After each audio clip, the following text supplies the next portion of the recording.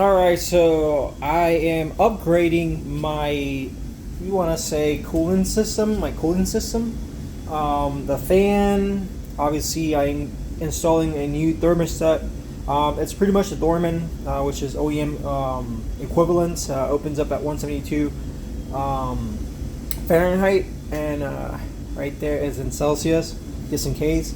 I know that my water pump is completely brand new, AutoZone special. So I know on that issue, it's not none of that because of the overheating once I was driving. But it was technically my fault because I did a pool and then I hit traffic accident along the way, and then I started overheating, so I had to pull over. So yeah.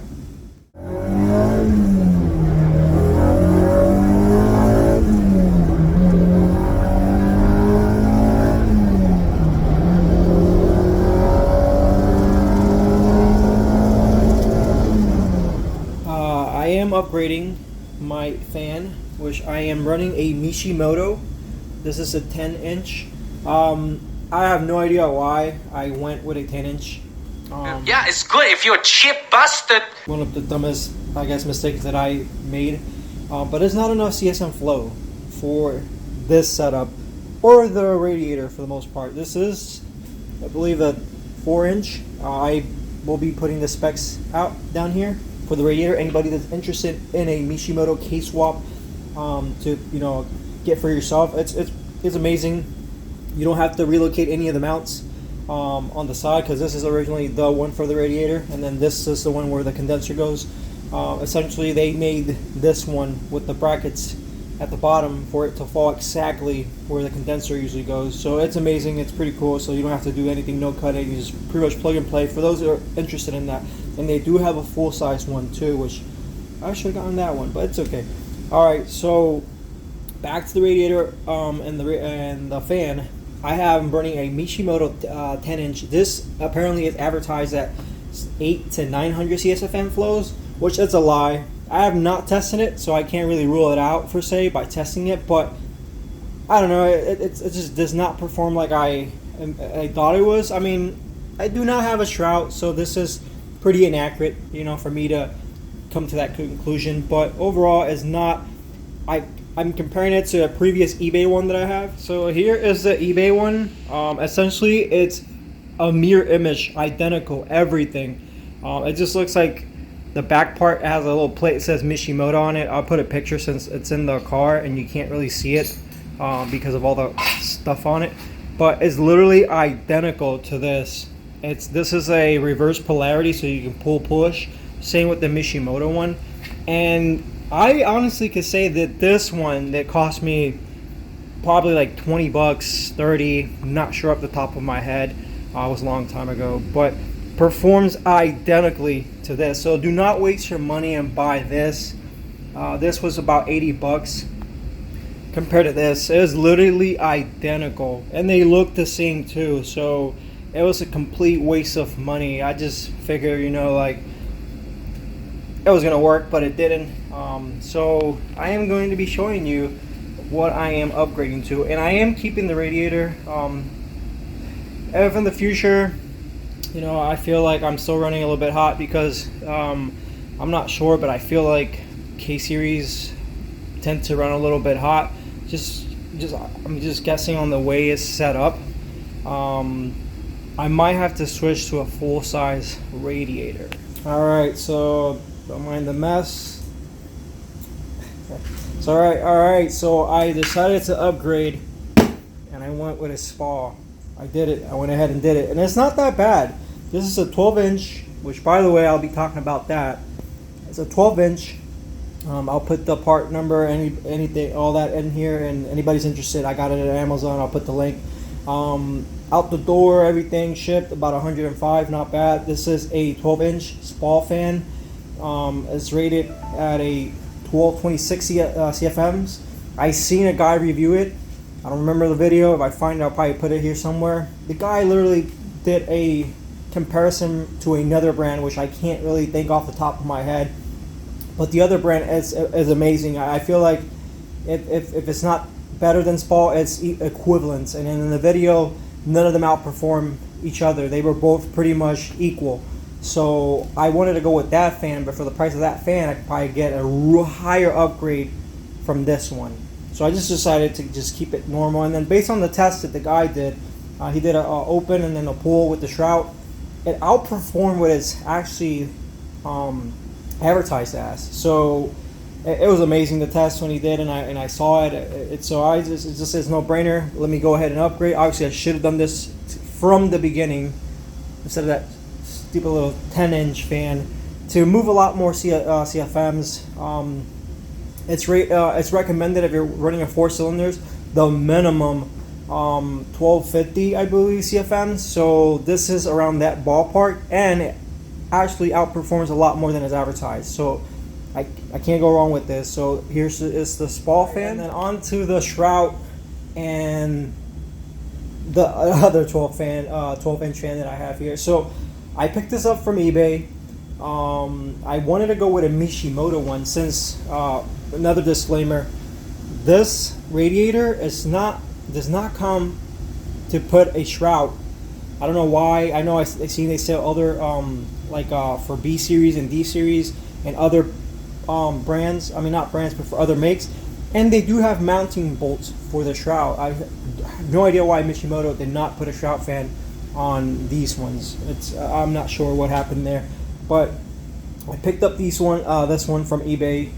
They do have Mishimoto ones, which I feel is a little bit more cater to this radiator, but I just didn't want to pay that much. Kind of cheaped out instead of because it was like 160, and I just went with this. This is $63 out the door. I'll put the link and all that for you guys just in case. And I had no idea. I forgot to read the description, but it came with a little 12-inch fan as well. I mean, this is obviously a China. Comes from China, obviously. So it's just a generic off-brand fan. So the CFM on these, I'm pretty sure, are the same as my other eBay one, 10-inch, or a little bit more. So I'm not keeping this, nor I am putting my trust on this. So that's why I am putting the Spal in there. But once I start playing around with it, I'll know exactly what I have to do. If I have to, where I have to get it, like the mounts welded. Obviously, I am going to have to look for a fabricator or a welder since I don't do that myself. So yeah, if you guys are interested, here is what I have set up to complement with that.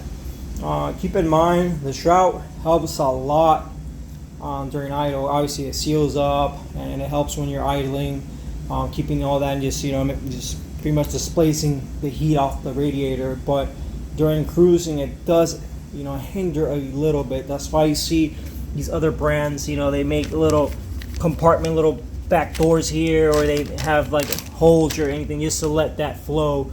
But it obviously has like almost like a little swing door effect to it to let flow when it's driving, because that's when actually you are cooling the most at driving.